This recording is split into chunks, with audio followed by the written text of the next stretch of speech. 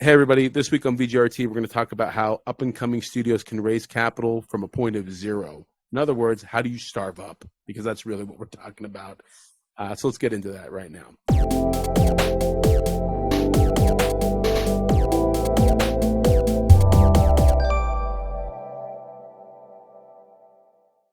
All right. So raising capital is hard. There's the right way to raise capital. There's the wrong way to raise capital. First off, you need to understand what you're going to be doing and what you're going to be using that money for. And please understand that raising money is very different than selling. It's not selling your product. It's not selling your service.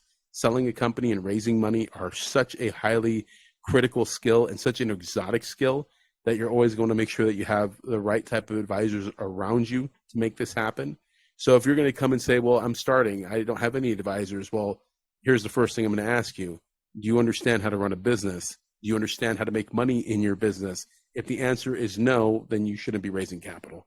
You need to know how to make money first. And ultimately, in the end of the day, raising capital for a young studio basically means that you understand and have proven at least somewhat a capability of attracting a consumer, attracting a gamer, attracting someone who's going to actually pay you money for what you do.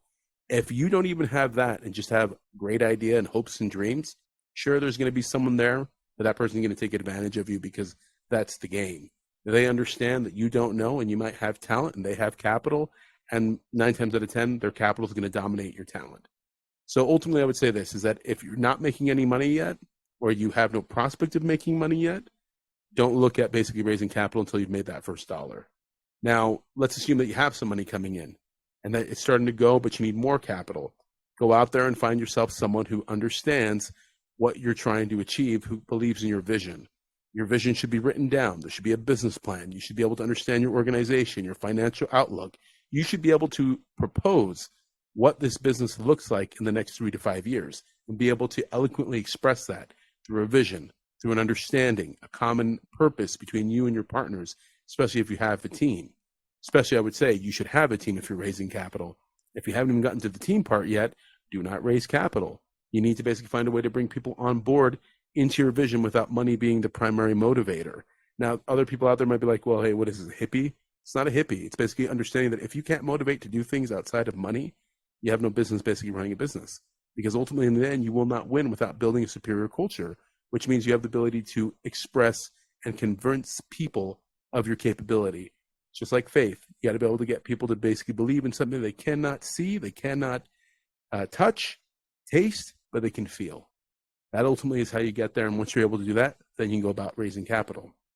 Once you have that in your books, you know your plan, you have your vision, you found your advisors, get ready for one hell of an experience as people basically help you contort how you talk, how you speak, how you present to people who, frankly, want an investment that yields a return, not necessarily whether or not what you're doing specifically is going to change the world. Yeah, there are some people that believe in everything, but most of the time, if you have a business that's running, they're looking for a return. They're looking for a return on their capital. So be very clear about the fact that the people that are investing, yeah, they're investing in your capability of getting there, but they're really investing in their belief that you will get there and they will get a return back that is worth their money. So be very eyes wide open. I'm not telling you to be pessimistic or sarcastic, but understand it's the game of money. The moment you take outside money, you're playing the financial game. This is not the creative game at that moment in time. You need to know that very well as you get in there.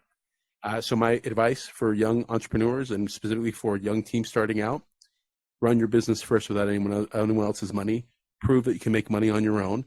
Show that you can build on your own, that you can grow on your own, you can manage on your own, that you can basically inspire on your own. Then once you've done that, go out there and get the money. That's what I would do.